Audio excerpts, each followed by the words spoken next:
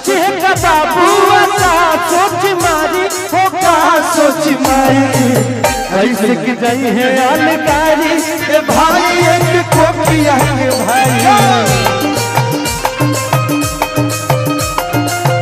और आप हेलो भैया, आप एक फोटो लीजिए और कल फेसबुक पे सब लोग लिखेंगे भाई भाई भाई भाई। आप बहन भी नहीं बोल सकते हैं, सब लोग आइए भैया फोटो, यादगार फोटो।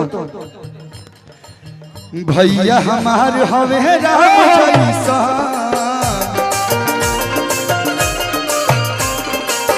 मान ले हमके परान जैसा। बिक्कू बिक्कू बिक्कू बिक्कू रंजीत भाई सब लोग आ जा लोग एक बार, और एक बार निशा जी आप भी आइए। और एक खूबसूरत फोटो जॉन आगे जाइए, आप आगे जाइए, तने निहुर जाइएगा। और ये फोटो भाई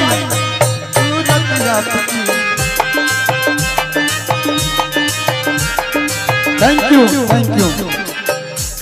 बच्चे सब लोग। सच में हम लोग परिवार है।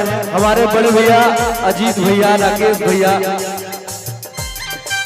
वाह मोहन भैया,